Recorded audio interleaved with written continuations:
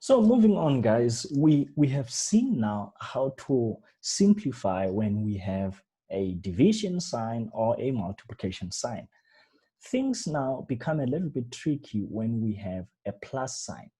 I warned you in the early videos that there's this thing now called BEDMAS. You need to think of BEDMAS. That says the order of your operations now, you're going to start with brackets, then you look into exponents. Then you're going to distribute exponents over a division line and a multiplication line.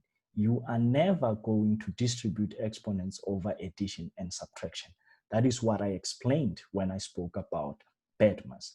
So what then happens when you've got problems like this, I've seen students being quite tempted oftentimes to add up the exponents together here because the bases are the same, but wait a minute, the operation is not multiplication, it's addition. So you cannot actually add up the exponents. I repeat, when there is a plus sign between two powers, you cannot add the exponents. You've got to factorize, if anything. So the nice thing to do here now, this is what we call reverse mathematics, is to actually realize that this is law 1, but you've got to reverse law 1 here.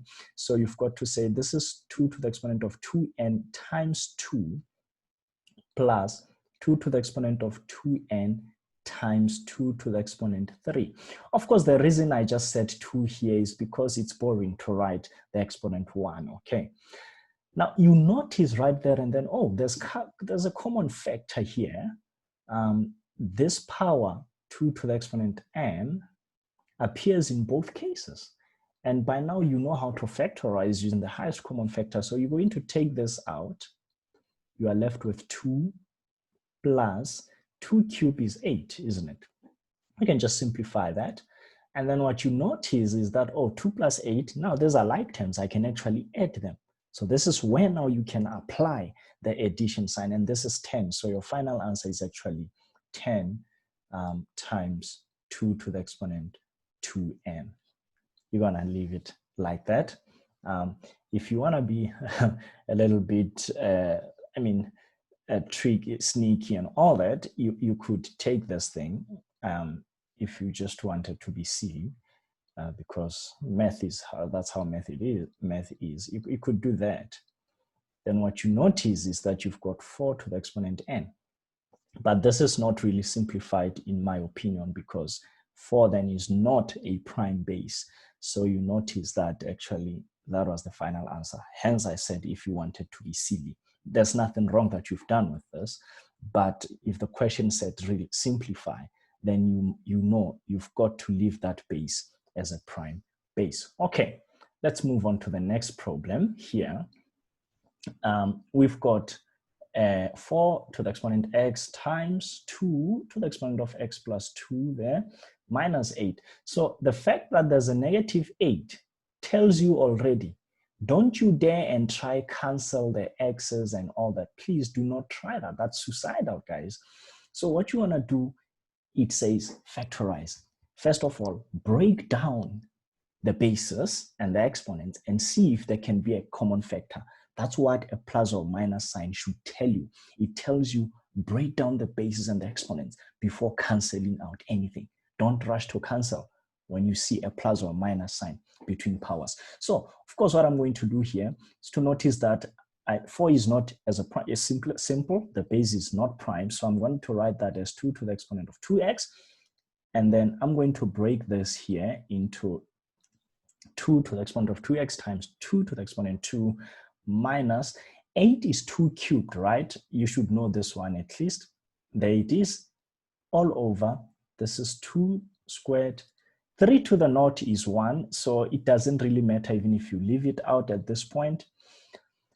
And as I said again, students are quick to say, oh, I see now this cancels. No, guys, that is very wrong. It's absolutely wrong. You're going to lose a mark, if not a lot of marks there.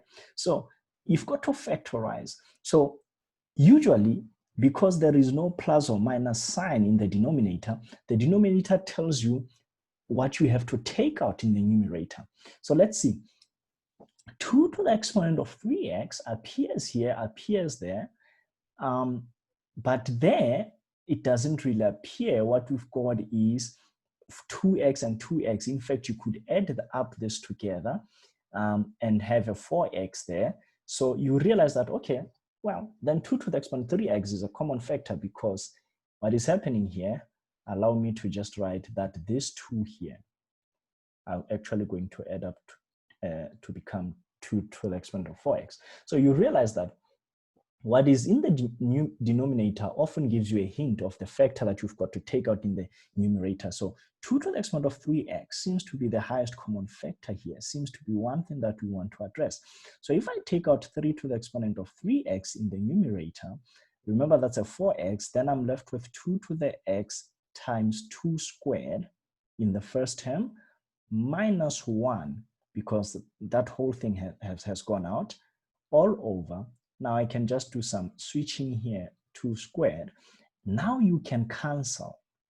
You see, you had a right idea by thinking that, well, 2 to the exponent of 3x has got to cancel, but you just needed to factorize first. In other words, do what we did rather in the previous problem. So guys, from here, everything I hope is nice and clear. I'm gonna use a different color because I don't have space. So what's gonna happen at this stage, you're going to be left with 2 to the exponent of x plus 2 minus 1 over 2 squared.